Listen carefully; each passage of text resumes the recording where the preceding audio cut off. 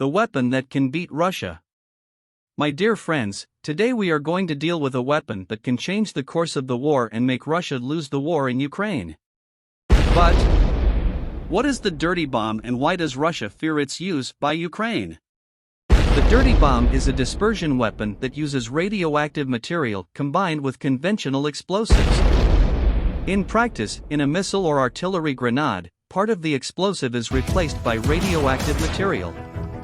The shot is carried out normally, and when it hits the target, the explosion spreads radioactive material throughout the affected area, and radioactive dust remains for a long time in the place. Despite using radioactive material that can be found in the tailings of fissile material from the reactors of Ukrainian nuclear plants, it does not constitute a nuclear bomb whose explosion releases much more heat, electromagnetic pulses, and reaches a much larger area with the atomic mushroom that forms and, usually acid rain in conjunction with radioactive dust. For these reasons, the dirty bomb is not considered a weapon of mass destruction, like other more dangerous bombs, but the high destructive effect can be terrible for a war. In armed conflicts, an eventual use would mean rendering an entire area unusable and causing the enemy to spend time and resources to cleanse the place.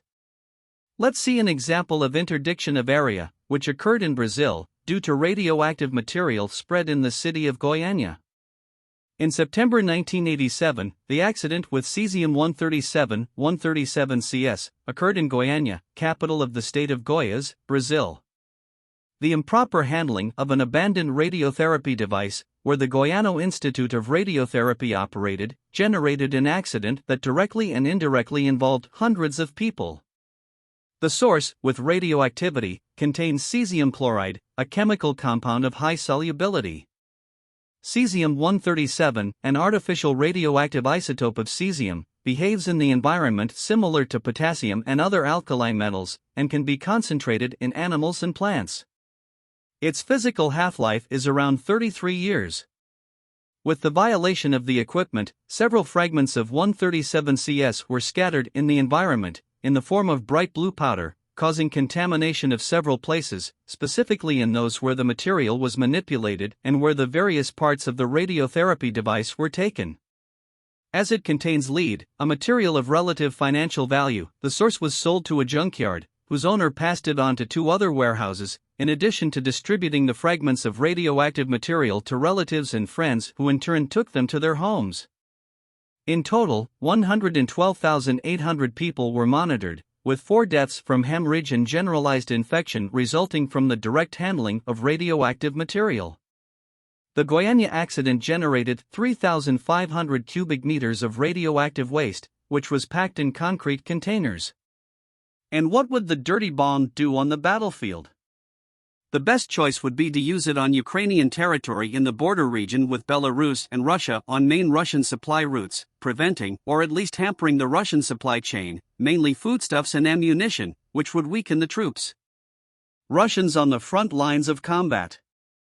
The Russians would have to take decontamination measures in the area, which would slow down their operations and buy time for Ukrainian counterattacks. Containment and decontamination of thousands of victims, as well as decontamination of the affected area, could require considerable time and expense, rendering affected regions partially unusable. The interdiction of the contiguous land would be immediate, but it would save many lives and reverse the course of the war. But after all, is this just fantasy? For disbelievers in the effectiveness of the dirty bomb, we can use the events of the Ukraine war itself, where Russian troops had contact with radioactive dust in a highly toxic area. It all happened when Russian soldiers who took over the site of the Chernobyl nuclear disaster drove their armored vehicles without radiation shielding through a highly toxic area called the Red Forest, raising clouds of radioactive dust, workers at the site said. Soldiers in the convoy did not wear radiation protection equipment. One of the Chernobyl officials said it was a suicide act for the soldiers, as the radioactive dust they inhaled is likely to release radiation into the body. Now they will live the rest of their short lives with it, because radiation is physical, it works regardless of military rank or rank, death makes everyone equal. But what will happen if Ukraine does not have the courage to make this drastic decision? Going back a little to understand better, Ukraine is part of the extinct Soviet Union until it declared independence in August 1991, had the third largest atomic arsenal in the world, although it did not have operational control of nuclear weapons. An agreement called the Budapest Memorandum secured the return of nuclear warheads to Russia. When the USSR was dissolved, there were nuclear weapons scattered throughout the former Soviet republics. Ensuring that the number of states with nuclear weapons did not increase meant that, in practice, only Russia would maintain and control Soviet nuclear weapons. It was to this end that the US, Russia, and the UK worked to denuclearize Ukraine. Kiev gave up its nuclear warheads with assurances that Ukraine would not be attacked and its borders respected. This agreement is called the Budapest Memorandum. Russia has flouted this treaty. Now there is only one choice left: to either kneel to the Russians, or bring death and destruction to every Russian who invaded Ukraine. Save Ukraine and long live freedom.